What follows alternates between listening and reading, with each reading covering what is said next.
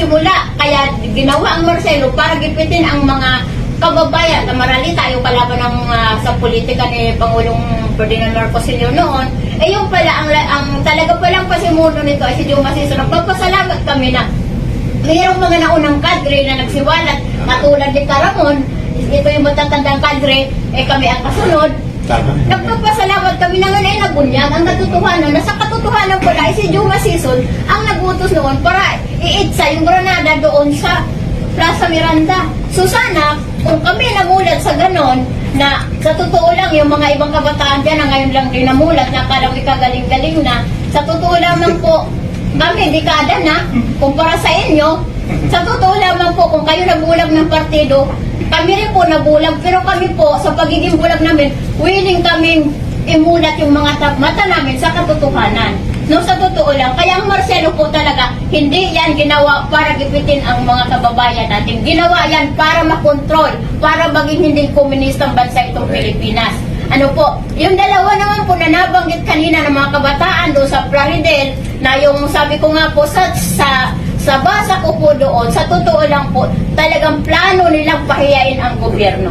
Pero sa totoo po, yung sinasabi nila, hindi yan nagmumula sa sarili, sa puso nila. Iyan ay dikta ng Partido Komunista ng Pilipinas. Kasi iyon naman talaga ang layunin ng Partido Komunista ng Pilipinas, hiyain ang gobyerno at saka talagang patingkan yung kanilang propaganda. Ano po? Kaya yung ginawa nung dalawa, hindi yan talaga mula sa puso nila. Mayroong nagdikta sa kanila. At alam mo naman, ang Partido Komunista ng Pilipinas, hindi yan lumalaban ng patas. Puro patraidor talaga. Kaya kayo mga batang yan, naawa ko dyan sa dalawang batang yan. Kawawa po talaga. Nagamit ng gusto at nalaso ng gusto ang kanilang kaisipan. Maraming salamat, Nanay Lolet. Pagbigyan natin kasi ito din ay isa sa mga biktima, nag-recruit ng kabataang urban poor at naipasampa niya. Pero ngayon, nagbalik loob na at ngayon ay titindig bilang leader ng mga urban poor groups sa Bulacan para sa gobyerno at maayos na partnership. Si Chloe Escalera, pero hindi siya membro ng Escalera Brothers. Take it away, Chloe. Si Chloe po ay mga may pinasampang kabataan din yan, pero ngayon ay kasama ni Nanay Lolet. Pinoprotektahan nila ang mga kagaya nila Giselle. Go ahead, kami. Po. Ilagay mo sa atin. Magandang hapon po sa lahat. Para po sa akin tawag dito, yung pong sa side ko po, sa sinabi po ni Sir Peter regarding to yung 80%, 20%. Para sa akin po, sa pananaw ko po, dapat po nangyari po talaga yon yung martial law.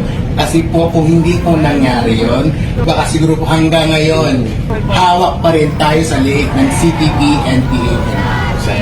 Yes po. Kasi po, talaga pong sila po yung talaga sa kanila nang galing yung utos na yun.